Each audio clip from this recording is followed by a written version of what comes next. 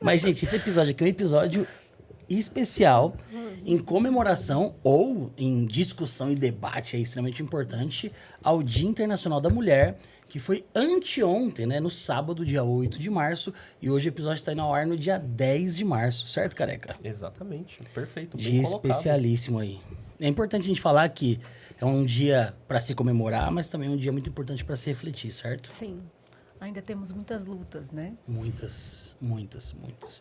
E é por isso que a gente quis trazer vocês justamente para falar sobre as conquistas, mas também falar sobre o que falta e o que vocês ainda estão buscando e galgando e criar e transformar essa mesa aqui numa mesa de discussão para que mais pessoas consigam refletir em relação a isso. Porque tem muita gente que simplesmente ignora essas coisas, né?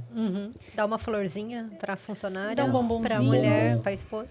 E na área da saúde, 80% é mulher no Brasil. Sim.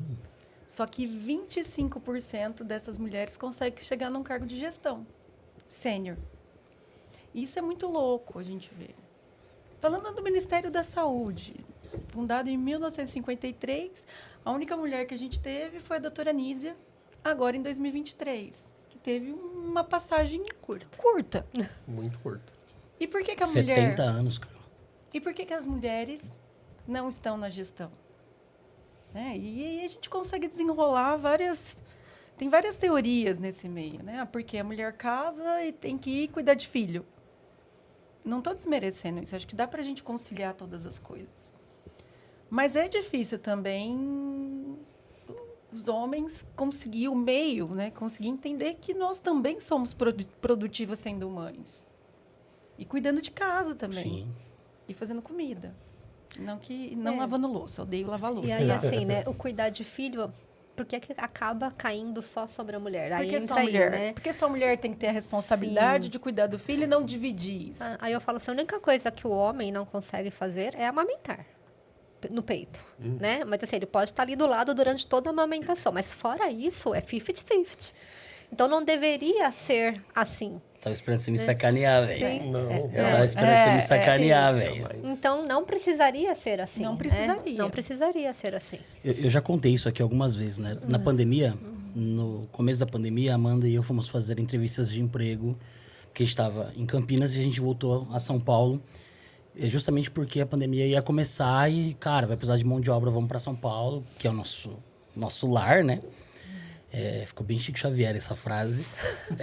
E aí, o mesmo hospital, nas entrevistas de emprego, foi questionado. Tem filhos? Sim, sim. E para ela foi questionado. Quem vai cuidar das crianças quando você estiver no plantão? E para mim, não. Não me foi questionado isso. Então, atribui-se que culturalmente eu trabalharei e a mãe dos filhos vai ficar com as crianças. Agora, se a mãe quiser trabalhar... Pro hospital é um problema, é uma preocupação. E, obviamente, isso vem de uma responsabilidade muito grande dos homens, que abandonavam, a mãe tinha que trabalhar e não tinha ninguém para ficar com as crianças, tinha que voltar correndo. Eu já contei também, eu sou um filho de pai fumante, né, que foi comprar cigarro. Então, assim, Pai fumante, Mais de ótimo. 50% dos lares brasileiros hoje são mantidos por mulheres. Sim. Sim, sim. Isso é um dado... Isso eu tô falando, não estou falando na área da saúde, né? Do Geral, Brasil. Geral. A mulherada... E muitos são segura. mantidos só pelas mulheres, Só porque pela- só tem a mulher só a ali mulher. como líder no lar, né? E eu falo com uma experiência pessoal. Eu saí do ambiente hospitalar porque eu queria ser mãe. Eu não consegui engravidar eu tive diagnóstico de um problema e eu tinha que fazer uma fertilização in vitro. E como que eu ia fazer uma fertilização in vitro trabalhando em um hospital? Porque você tem os horários, você tem que ir lá toda semana, você tem que fazer um tratamento, você tem que tomar remédios, tem que... E eu cheguei num ponto, eu estava com 34, quando eu comecei a fazer o tratamento, eu falei, olha, ou eu tenho filho agora ou eu não tenho mais. E foi uma decisão muito difícil, porque eu estava no meu auge, e eu tinha casado, fazia 2 anos que eu estava casada, e eu falei, e agora, o que eu faço? Porque eu não tinha coragem de chegar para o meu gestor, não tinha naquela... vou trabalhar de casa, vou fazer um home office, eu vou fazer... Não tinha. Eu estou falando isso em 2014. E eu falei, bom, eu vou fazer o seguinte, eu vou me afastar, porque eu queria muito ser mãe. O único sonho que eu tinha na vida era ser mãe. E eu sabia que isso ia me impactar em algum tempo da minha vida, ia trazer problemas para minha carreira. Não dava para conciliar. E eu optei, falei, não, vou sair. O que eu tinha de emprego? Nada. Saí para engravidar. Aí todo mundo fala assim, será que eu tinha juízo? Eu não sei se era juízo ou não, mas eu acho que eu tinha um sonho. Acho que isso está acima de tudo. Eu tinha um sonho. E eu acabei depois indo trabalhar numa área totalmente de gestão, fui trabalhar com a família do meu marido, para eu poder ser mãe. Eu engravidei de gêmeos. E foi um caos. Qual é o lugar?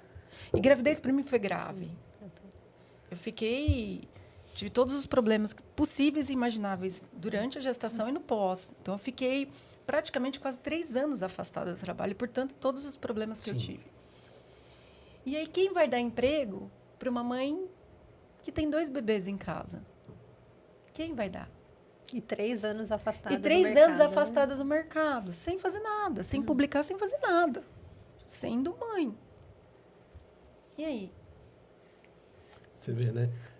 Qual foi o último momento que você falou, que você escutou ele falando que ele precisava decidir se ele ia ser pai ou se ele ia continuar a carreira? Nunca. E aí, quando ele vai voltar, ninguém às vezes pergunta se ele continua ativo ou não, né? Não, ele não tem essa de voltar, ele nem para. Ele não nem parou, para, né? E não vai perguntar o que foi perguntado lá pra Amanda, né? Quem que vai ficar com as crianças? Quem vai ficar com as crianças? Mas aí, se acontecer algo, você vai deixar a gente aqui, vai ficar lá com as crianças, né? Porque é isso, né, que tá por trás, né? Você vai escolher a gente ou a criança no dia de trabalhar, né? Se acontecer algo, né? E todo mundo fica com isso, né? Ah, mas se acontecer alguma coisa com seus filhos, quem vai cuidar dos seus filhos? E aí também tem a culpa do mercado, das pessoas, né? Do mundo, né? Como você, como mãe, não vai cuidar do seu filho? Como você não vai ficar do lado do seu filho se o teu filho tem uma febre? E ainda você sofre esse preconceito também. Porque as pessoas acabam romantizando muito a maternidade. Só que a mãe também tem um lado dela. Esses filhos vão crescer. E quem vai ser a Adriana? A Adriana é um ser humano. O fato não me anula, como mãe, ser uma boa profissional. Nenhuma carreira, nenhum papel anula o outro. Mas é difícil.